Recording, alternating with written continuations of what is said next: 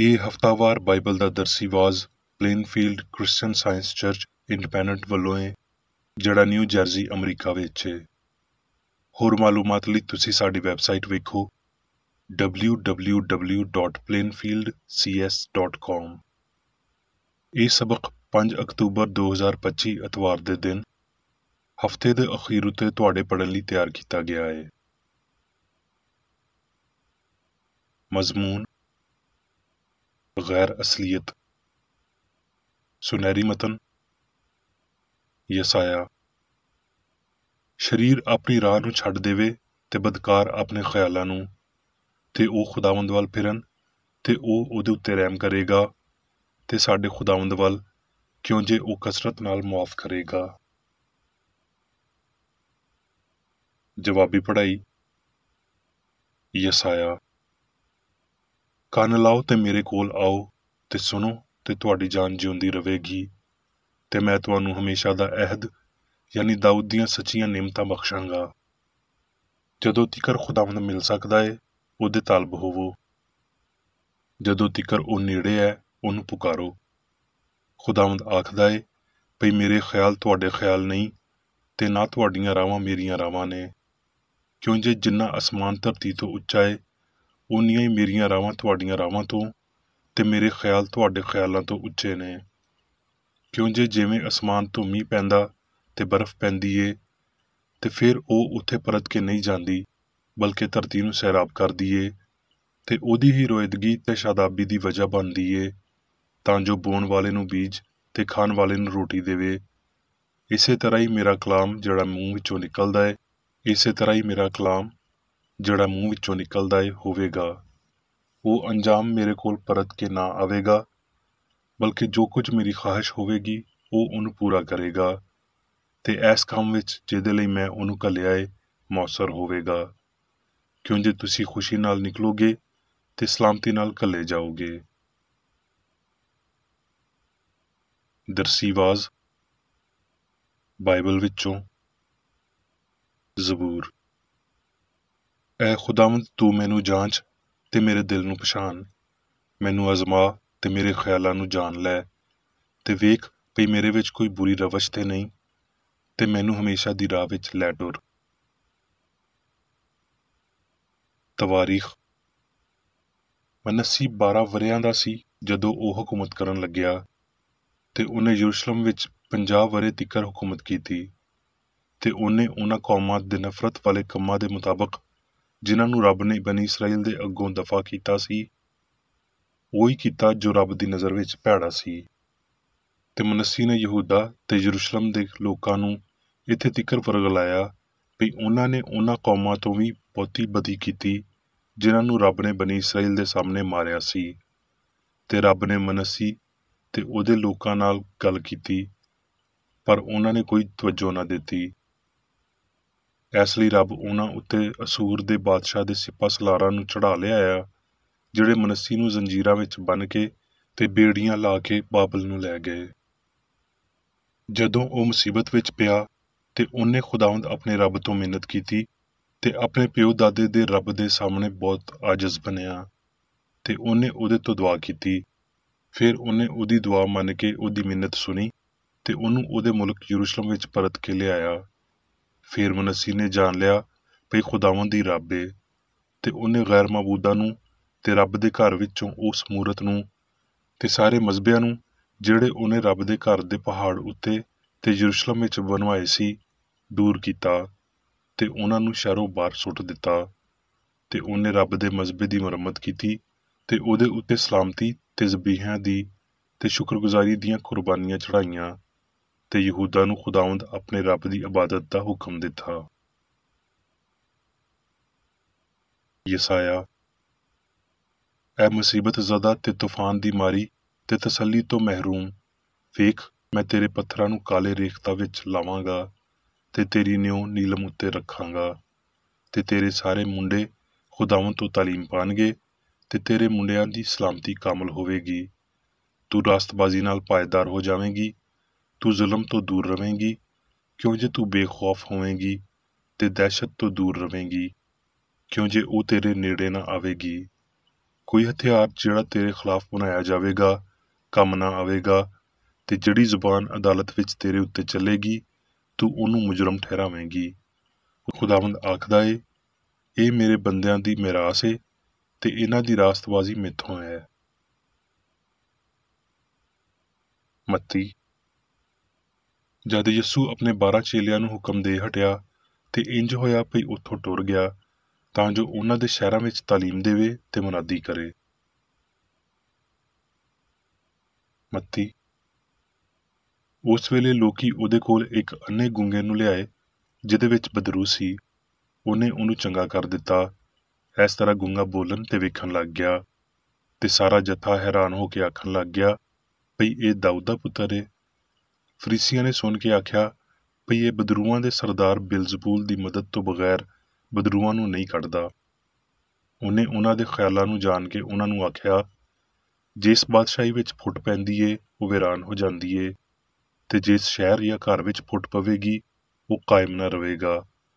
ਜਿਹੜਾ ਮੇਰੇ ਨਾਲ ਨਹੀਂ ਉਹ ਮੇਰੇ ਖਿਲਾਫ ਏ, ਤੇ ਜਿਹੜਾ ਮੇਰੇ ਨਾਲ ਜਮਾ ਨਹੀਂ ਕਰਦਾ ਉਹ ਖਿਲਾਰਦਾ ਏ। ਇਸ ਲਈ ਮੈਂ ਆਖਣਾ ਵਾਂ ਭਈ ਬੰਦਿਆਂ ਦਾ ਹਰ ਪਾਪ ਤੇ ਕੁਫਰ ਤੇ ਮਾਫ਼ ਕੀਤਾ ਜਾਵੇਗਾ, ਪਰ ਜਿਹੜਾ ਕੁਫਰ ਰੂਹ ਦੇ ਹੱਕ ਵਿੱਚ ਹੋਵੇ ਉਹ ਮਾਫ਼ ਨਾ ਕੀਤਾ ਜਾਵੇਗਾ। ਤੇ ਜਿਹੜਾ ਕੋਈ ਇਬਨ ਆਦਮ ਦੇ ਖਿਲਾਫ ਕੋਈ ਗੱਲ ਆਖੇਗਾ ਉਹ ਤੇ ਉਹਨੂੰ ਮਾਫ਼ ਕੀਤੀ ਜਾਵੇਗੀ, ਪਰ ਜਿਹੜਾ ਕੋਈ ਰੂਲ ਕੁਦਸ ਦੇ ਖਿਲਾਫ ਕੋਈ ਗੱਲ ਆਖੇਗਾ ਉਹ ਉਹਨੂੰ ਮਾਫ਼ ਨਾ ਕੀਤੀ ਜਾਵੇਗੀ, ਨਾ ਇਸ ਜੱਗ ਵਿੱਚ ਨਾ ਆਉਣ ਵਾਲੇ ਵਿੱਚ। ਜਾਂ ਤੇ ਰੁੱਖ ਨੂੰ ਵੀ ਚੰਗਾ ਆਖੋ ਤੇ ਉਹਦੇ ਫਲ ਨੂੰ ਵੀ ਚੰਗਾ, ਜਾਂ ਰੁੱਖ ਨੂੰ ਵੀ ਮਾੜਾ ਆਖੋ ਤੇ ਉਹਦੇ ਫਲ ਨੂੰ ਵੀ ਮਾੜਾ, ਕਿਉਂਕਿ ਰੁੱਖ ਫਲ ਤੋਂ ਹੀ ਪਛਾਣਿਆ ਜਾਂਦਾ ਏ। ਚੰਗਾ ਬੰਦਾ ਚੰਗੇ ਖਜ਼ਾਨੇ ਵਿੱਚੋਂ ਚੰਗੀਆਂ ਸ਼ੈਵਾਂ ਕੱਢਦਾ ਏ, ਤੇ ਭੈੜਾ ਬੰਦਾ ਭੈੜੇ ਖਜ਼ਾਨੇ ਵਿੱਚੋਂ ਭੈੜੀਆਂ ਸ਼ੈਵਾਂ ਕੱਢਦਾ ਏ। ਤੇ ਮੈਂ ਤੈਨੂੰ ਆਖਣਾ ਵਾਂ ਭਈ ਜਿਹੜੀ ਨਿਕੰਮੀ ਗੱਲ ਲੋਕ ਆਖਣਗੇ ਅਦਾਲਤ ਦੇ ਦਿਨ ਉਹਦਾ ਹਿਸਾਬ ਦੇਣਗੇ, ਕਿਉਂ ਜੇ ਤੂੰ ਆਪਣੀਆਂ ਗੱਲਾਂ ਦੇ ਪਾਰੋਂ ਰਾਸਬਾਜ਼ ਮੰਨਿਆ ਜਾਵੇਂਗਾ ਤੇ ਆਪਣੀਆਂ ਗੱਲਾਂ ਦੇ ਪਾਰੋਂ ਹੀ ਕਸੂਰਵਾਰ ਮੰਨਿਆ ਜਾਵੇਂਗਾ। ਰੋਮੀਓ।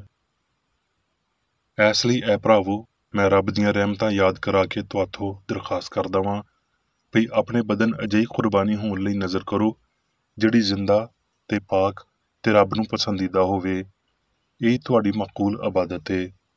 ਤੇ ਇਸ ਜਹਾਨ ਦੇ ਹਮਸ਼ਕਲ ਨਾ ਬਣੋ, ਬਲਕਿ ਸਿਆਣ ਨਵੀਂ ਹੋ ਜਾਣ ਨਾਲ ਆਪਣੀ ਸੂਰਤ ਬਦਲਦੇ ਜਾਵੋ, ਤਾਂ ਜੋ ਰੱਬ ਦੀ ਨੇਕ ਤੇ ਪਸੰਦੀਦਾ ਤੇ ਕਾਮਲ ਮਰਜ਼ੀ ਤਜਰਬੇ ਨਾਲ ਪਤਾ ਕਰਦੇ ਰਹੋ। ਮੁਹੱਬਤ ਬੇਰਿਆ ਹੋਵੇ, ਬਰਿਆਈ ਤੋਂ ਨਫ਼ਰਤ ਕਰੋ, ਨੇਕੀ ਨਾਲ ਚੰਬੜੇ ਰਹੋ। ਬਰਾਦਰਾਨਾ ਮੁਹੱਬਤ ਨਾਲ ਆਪਸ ਵਿੱਚ ਇੱਕ ਦੂਜੇ ਨੂੰ ਪਿਆਰ ਕਰੋ। ਇੱਜ਼ਤ ਦੇ ਹਵਾਲੇ ਨਾਲ ਇੱਕ ਦੂਜੇ ਨੂੰ ਬਿਹਤਰ ਸਮਝੋ। ਆਪਸ ਵਿੱਚ ਇੱਕ ਦਿਲ ਹੋ ਕੇ ਰਹੋ। ਉੱਚੇ ਉੱਚੇ ਖਿਆਲ ਨਾ ਬੁਣੋ, ਬਲਕਿ ਅਦਨਾ ਲੋਕਾਂ ਵੱਲ ਮੁਤਵੱਜੋ ਹੋਵੋ। ਆਪਣੇ ਆਪ ਨੂੰ ਅਕਲਮੰਦ ਨਾ ਸਮਝੋ। ਬਰਿਆਈ ਤੋਂ ਮਗਲੂਬ ਨਾ ਹੋਵੋ, ਬਲਕਿ ਨੇਕੀ ਦੇ ਪਾਰੋਂ ਬਰਿਆਈ ਉੱਤੇ ਗਾਲਬ ਆਵੋ। ਹੁਣ ਮੈਂ ਮੇਰੀ ਬੇਕਰ ਏਡੀ ਦੀ ਲਿਖੀ ਹੋਈ ਕ੍ਰਿਸਚਨ ਸਾਇੰਸ ਦੀ ਦਰਸੀ ਕਿਤਾਬ ਸਾਇੰਸ ਤੇ ਸਿਹਤ ਆਇਤਾਂ ਦੀ ਕੁੰਜੀ ਦੇ ਨਾਲ ਵਿੱਚੋਂ ਲਈਆਂ ਹੋਈਆਂ ਲਿਖਾਈਆਂ ਪੜ੍ਹਾਂਗਾ। ਸਾਇੰਸ ਤੇ ਸਿਹਤ। ਸਾਰੀ ਅਸਲੀਅਤ ਰੱਬ ਤੇ ਉਹਦੀ ਮਖਲੂਕ ਵਿੱਚ ਹਮਾਹੰਗ ਤੇ ਅਬਦੀ ਏ।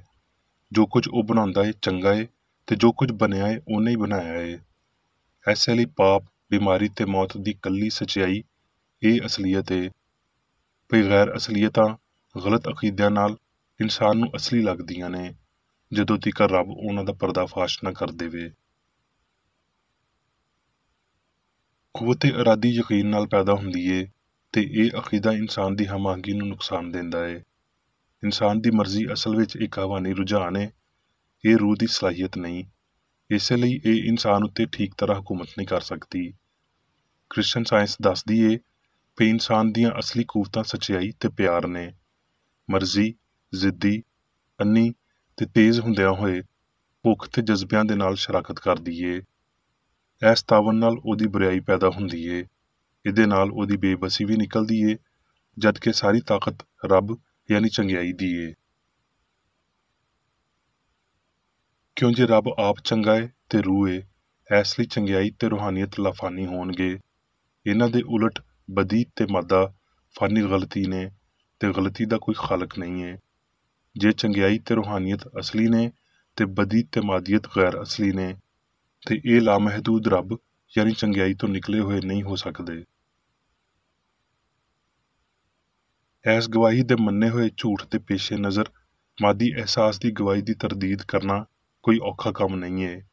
ਤਰਦੀਦ ਔਖੀ ਹੋ ਜਾਂਦੀ ਏ ਇਸ ਲਈ ਨਹੀਂ ਵੀ ਪਾਪ ਜਾਂ ਬਿਮਾਰੀ ਦੀ ਗਵਾਹੀ ਸੱਚੀ ਹੁੰਦੀ ਏ, ਬਲਕਿ ਸਿਰਫ ਇਸ ਲਈ ਵੀ ਇਸ ਸੱਚਾਈ ਉੱਤੇ ਯਕੀਨ ਦੀ ਮਜ਼ਬੂਤੀ, ਤਾਲੀਮ ਦੀ ਤਾਕਤ ਤੇ ਗਲਤ ਪਾਸੇ ਵੱਲ ਸਲਾਹਾਂ ਦਾ ਬਹੁਤ ਭਾਰ ਹੁੰਦਾ ਹੈ।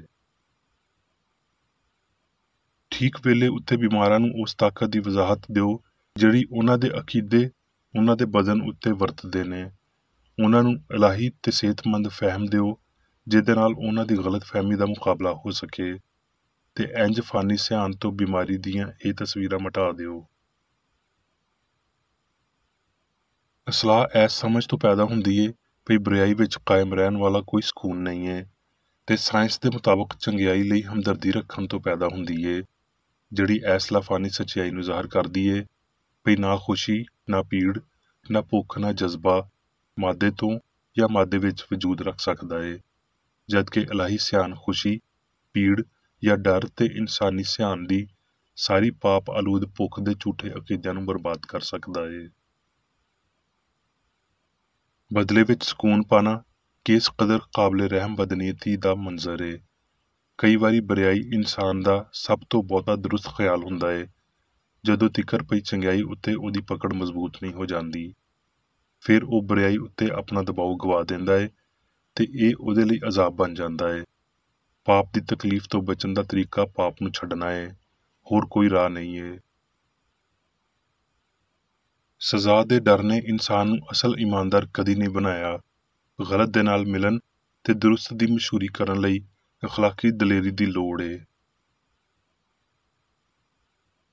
ਇਹ ਕਿਆਸ ਅਰਾਈਆਂ ਪਈ ਪਾਪ ਮਾਫ ਕੀਤਾ ਜਾਂਦਾ ਏ ਪਰ ਭੁੱਲਿਆ ਨਹੀਂ ਜਾਂਦਾ ਪਈ ਪਾਪ ਦੇ ਦੌਰਾਨ ਖੁਸ਼ੀ ਅਸਲ ਹੋ ਜਾਂਦੀ ਏ, ਪਈ ਜਿਸਮ ਦੀ ਨਾਂ ਦੀ ਹੀ ਮੌਤ ਪਾਪ ਤੋਂ ਆਜ਼ਾਦ ਕਰ ਦਿੰਦੀ ਏ, ਤੇ ਇਹ ਪਈ ਰੱਬ ਦੀ ਦਿੱਤੀ ਹੋਈ ਮਾਫੀ ਪਾਪ ਦੀ ਤਬਾਹੀ ਤੋਂ ਇਲਾਵਾ ਕੁਝ ਨਹੀਂ ਏ। ਇਹ ਸਾਰੀਆਂ ਬਹੁਤ ਗੁੱਝੀਆਂ ਗਲਤੀਆਂ ਨੇ। ਅਸੀਂ ਜਾਣਦੇ ਹਾਂ ਕਿ ਜਦੋਂ ਅਖੀਰੀ ਨਰਸਿੰਘਾ ਵਜਾਇਆ ਜਾਵੇਗਾ ਸਭ ਕੁਝ ਇੱਕ ਪਲ ਵਿੱਚ ਬਦਲ ਜਾਵੇਗਾ, ਪਰ ਹਿਕਮਤ ਦਾ ਇਹ ਅਖੀਰੀ ਸੁਨੇਹਾ ਉਦੋਂ ਤਿਕਰ ਨਹੀਂ ਆ ਸਕਦਾ ਜਦੋਂ ਤਿਕਰ ਇਨਸਾਨ ਮਸੀਹੀ ਕਿਰਦਾਰ ਦੀ ਤਰੱਕੀ ਵਿੱਚ ਹਰ ਇੱਕ ਛੋਟੇ ਸੁਨੇਹੇ ਨੂੰ ਪਹਿਲਾਂ ਤੋਂ ਹੀ ਕਬੂਲ ਨਾ ਕਰਦੇ ਹੋਣ।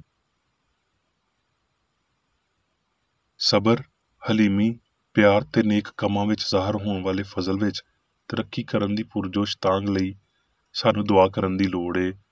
ਆਪਣੇ ਉਸਤਾਦ ਦੇ ਹੁਕਮਾਂ ਉੱਤੇ ਅਮਲ ਕਰਨਾ ਤੇ ਉਹਦੇ ਨਮੂਨੇ ਉੱਤੇ ਟੁਰਨਾ ਸਾਡੇ ਉੱਤੇ ਉਹਦਾ ਠੀਕ ਕਰਜ਼ ਏ, ਤੇ ਜੋ ਕੁਝ ਉਹਨੇ ਕੀਤਾ ਉਹਦੀ ਸ਼ੁਕਰਗੁਜ਼ਾਰੀ ਦਾ ਕੱਲਾ ਚੰਗਾ ਸਬੂਤ ਏ। ਇਲਾਹੀ ਮੁਹੱਬਤ ਇਨਸਾਨ ਦੀ ਇਸਲਾਹ ਕਰਦੀ ਤੇ ਉਹਦੇ ਉੱਤੇ ਹੁਕਮਰਾਨੀ ਕਰਦੀ ਏ। ਇਨਸਾਨ ਮਾਫੀ ਮੰਗ ਸਕਦੇ ਨੇ ਪਰ ਸਿਰਫ ਇਲਾਹੀ ਅਸੂਲ ਹੀ ਪਾਪੀ ਦੀ ਇਸਲਾਹ ਕਰਦਾ ਏ। ਰੱਬ ਉਸ ਹਿਕਮਤ ਤੋਂ ਵੱਖ ਨਹੀਂ ਜਿਹੜੀ ਉਹ ਅਤਾ ਕਰਦਾ ਏ। ਜਿਹੜੀਆਂ ਸਲਾਹੀਅਤਾਂ ਉਹ ਸਾਨੂੰ ਦਿੰਦਾ ਏ ਸਾਨੂੰ ਉਹਨਾਂ ਨੂੰ ਵਧਾਉਣਾ ਚਾਹੀਦਾ ਏ। ਗਲਤ ਕੰਮ ਤੋਂ ਸ਼ਰਮਿੰਦਗੀ ਇਸਲਾਹ ਵੱਲ ਪਹਿਲਾ ਕਦਮ ਏ, ਪਰ ਇਹ ਕਦਮ ਬਹੁਤ ਆਸਾਨ ਏ। ਅਕਲ ਦੇ ਪਾਰੋਂ ਜਿਹੜਾ ਅਗਲਾ ਤੇ ਵੱਡਾ ਕਦਮ ਚੁੱਕਣ ਦੀ ਲੋੜ ਏ ਉਹ ਵਫਾਦਾਰੀ ਵਾਲੀ ਅਜ਼ਮਾਇਸ਼ ਏ, ਯਾਨੀ ਇਸਲਾਹ। ਇੱਥੇ ਤੀਕਰ ਸਾਨੂੰ ਹਾਲਾਤਾਂ ਦੇ ਦਬਾਅ ਵਿੱਚ ਰੱਖਿਆ ਜਾਂਦਾ ਏ। ਅਜ਼ਮਾਇਸ਼ ਸਾਨੂੰ ਜੁਰਮ ਨੂੰ ਦੁਬਾਰਾ ਕਰਨ ਦੀ ਦਾਵਤ ਦਿੰਦੀ ਏ, ਤੇ ਜੋ ਕੁਝ ਹੋਇਆ ਹੁੰਦਾ ਏ ਉਹਦੇ ਪਾਰੋਂ ਦੁੱਖ ਤਕਲੀਫਾਂ ਮਿਲਦੀਆਂ ਨੇ। ਇਹ ਹਮੇਸ਼ਾ ਹੋਵੇਗਾ ਜਦ ਤੀਕਰ ਅਸੀਂ ਇਹ ਨਹੀਂ ਸਿੱਖਦੇ ਕਿ ਇਨਸਾਨ ਦੇ ਕਾਨੂੰਨ ਵਿੱਚ ਕੋਈ ਰਿਆਇਤ ਨਹੀਂ ਏ ਤੇ ਸਾਨੂੰ ਟਕਾ ਟਕਾ ਭਰਨਾ ਪਵੇਗਾ। ਇੱਕ ਰਸੂਲ ਆਖਦਾ ਏ ਕਿ ਰੱਬ ਦਾ ਪੁੱਤਰ ਮਸੀਹ ਇਸ ਲਈ ਆਇਆ ਕਿ ਇਬਲੀਸ ਦੇ ਕੰਮਾਂ ਨੂੰ ਮਿਟਾਏ। ਸਾਨੂੰ ਸਾਡੇ ਇਲਾਹੀ ਨਮੂਨੇ ਦੀ ਪੈਰਵੀ ਕਰਨੀ ਚਾਹੀਦੀ ਏ ਤੇ ਬਦੀ ਦੇ ਸਾਰੇ ਕੰਮਾਂ ਬਸ਼ਮੂਲ ਗਲਤੀ ਤੇ ਬਿਮਾਰੀ ਨੂੰ ਨੇਸਤ ਕਰਨ ਦੀ ਕੋਸ਼ਿਸ਼ ਕਰਨੀ ਚਾਹੀਦੀ ਏ। ਸਾਇੰਸ ਦੇ ਪਾਰੋਂ ਫਾਨੀ ਸਿਆਣ ਦੇ ਦਾਅਵਿਆਂ ਦੀ ਬਰਬਾਦੀ ਪੂਰੇ ਇਨਸਾਨੀ ਖਾਨਦਾਨ ਨੂੰ ਬਰਕਤ ਦਿੰਦੀ ਏ, ਜਿਹਦੇ ਪਾਰੋਂ ਇਨਸਾਨ ਪਾਪ ਤੇ ਫਾਨੀਅਤ ਤੋਂ ਫਰਾਰ ਹੋ ਸਕਦਾ ਏ। ਫਿਰ ਵੀ ਸ਼ੁਰੂ ਵਾਂਗਰ ਇਹ ਆਜ਼ਾਦੀ ਸਾਇੰਸੀ ਤੌਰ ਤੇ ਨੇਕੀ ਤੇ ਬੁਰਾਈ ਦੋਵਾਂ ਦੀ ਪਛਾਣ ਵਿੱਚ ਆਪਣੇ ਆਪ ਨੂੰ ਜ਼ਾਹਰ ਨਹੀਂ ਕਰਦੀ, ਕਿਉਂ ਜੇ ਬੁਰਾਈ ਗੈਰ ਅਸਲੀ ਏ। ਦੂਜੇ ਪਾਸੇ ਸਿਆਣ ਦੀ ਸਾਇੰਸ ਪੂਰੇ ਤੌਰ ਤੇ ਕਿਸੇ ਅਧੂਰੇ ਬੇਮਹਲ ਇਲਮ ਤੋਂ ਵੱਖਰੀ ਏ, ਕਿਉਂ ਜੇ ਸਿਰਫ ਚੰਗਿਆਈ ਦੇ ਮਕਸਦ ਲਈ ਕੰਮ ਕਰਦਿਆਂ ਹੋਏ ਸਿਆਣ ਦੀ ਸਾਇੰਸ ਰੱਬ ਏ ਤੇ ਇਲਾਹੀ ਅਸੂਲ ਨੂੰ ਜ਼ਾਹਰ ਕਰਦੀ ਏ। ਚੰਗਿਆਈ ਦੀ ਹੱਦ ਲਾਮਤਨਾਹੀ ਰੱਬ ਤੇ ਉਹਦਾ ਖਿਆਲ ਏ ਜਿਹੜਾ ਹਾਕਮੇ ਕੁੱਲ ਏ। ਬੁਰਿਆਈ ਫਰਜ਼ੀ ਝੂਠ ਏ। ਜਿਵੇਂ ਫੁੱਲ ਹਨੇਰੇ ਤੋਂ ਲੋ ਵੱਲ ਮੁੜਦਾ ਏ, ਮਸੀਹਤ ਇਨਸਾਨ ਨੂੰ ਫਿਤਰੀ ਤੌਰ ਤੇ ਮਾਦੇ ਤੋਂ ਰੂਹ ਵੱਲ ਮੋੜਨ ਦੀ ਵਜ੍ਹਾ ਬਣਦੀ ਏ। ਫਿਰ ਇਨਸਾਨ ਉਹਨਾਂ ਸ਼ੈਵਾਂ ਨੂੰ ਮਖਸੂਸ ਕਰ ਲੈਂਦਾ ਏ ਜਿਹੜੀਆਂ ਨਾ ਅੱਖੀਆਂ ਨੇ ਵੇਖੀਆਂ ਨਾ ਕੰਨਾਂ ਨੇ ਸੁਣੀਆਂ। ਯੂਹੰਨਾ ਤੇ ਪੌਲੁਸ ਨੂੰ ਇਸ ਗੱਲ ਦੀ ਬਹੁਤ ਪਛਾਣ ਸੀ ਬਈ ਕਿਉਂ ਜੇ ਫਾਨੀ ਬੰਦੇ ਨੂੰ ਕੁਰਬਾਨੀ ਦੇ ਬਗੈਰ ਦੁਨੀਆ ਵਿੱਚ ਇੱਜ਼ਤ ਨਹੀਂ ਮਿਲ ਸਕਦੀ, ਇਸ ਲਈ ਉਹਨੂੰ ਸਾਰੀ ਦੁਨੀਆਦਾਰੀ ਛੱਡ ਕੇ ਅਸਮਾਨੀ ਖਜ਼ਾਨੇ ਹਾਸਲ ਕਰਨੇ ਚਾਹੀਦੇ ਨੇ। ਫਿਰ ਉਹਦਾ ਜੱਗ ਦੀਆਂ ਹਮਦਰਦੀਆਂ, ਗਰਜ਼ਾਂ ਤੇ ਮਕਸਦਾਂ ਵਿੱਚ ਕੋਈ ਹਿੱਸਾ ਨਹੀਂ ਹੋਵੇਗਾ। ਆਪਣੀ ਮੁਕਤੀ ਲਈ ਕੋਸ਼ਿਸ਼ ਕਰੋ। ਇਹ ਹਯਾਤੀ ਤੇ ਪਿਆਰ ਦੀ ਮੰਗ ਏ, ਕਿਉਂ ਜੇ ਇੱਥੇ ਤੀਕਰ ਪਹੁੰਚਣ ਲਈ ਰੱਬ ਤੁਹਾਡੇ ਨਾਲ ਕੰਮ ਕਰਦਾ ਏ। ਹੁਣ ਮੈਂ ਮੇਰੀ ਬੇਕਰ ਏਡੀ ਵੱਲੋਂ ਚਰਚ ਮੈਨੂਅਲ ਵਿੱਚ ਦਿੱਤੇ ਹੋਏ ਰੋਜ਼ਾਨਾ ਦੇ 3 ਫਰਜ਼ ਪੜਾਂਗਾ। ਰੋਜ਼ਮर्रा ਦੀ ਦੁਆ। ਇਸ ਚਰਚ ਦੇ ਹਰ ਰੁਕਨ ਦਾ ਇਹ ਫਰਜ਼ ਏ ਭਈ ਉਹ ਹਰ ਰੋਜ਼ ਇਹ ਦੁਆ ਕਰੇ, ਤੇਰੀ ਬਾਦਸ਼ਾਹੀ ਆਵੇ, ਇਲਾਹੀ ਸੱਚਾਈ, ਹਯਾਤੀ ਤੇ ਪਿਆਰ ਦੀ ਸਲਤਨਤ ਮੇਰੇ ਅੰਦਰ ਕਾਇਮ ਹੋਵੇ ਤੇ ਸਾਰੇ ਪਾਪ ਮੈਥੋਂ ਨਿਕਲ ਜਾਣ ਤੇ ਤੇਰਾ ਕਲਾਮ ਸਾਰੇ ਇਨਸਾਨਾਂ ਦੇ ਪਿਆਰ ਨੂੰ ਵਧਾਵੇ ਤੇ ਉਹਨਾਂ ਉੱਤੇ ਹਕੂਮਤ ਕਰੇ। ਮਕਸਦਾਂ ਤੇ ਕੰਮਾਂ ਦਾ ਇੱਕ ਅਸੂਲ।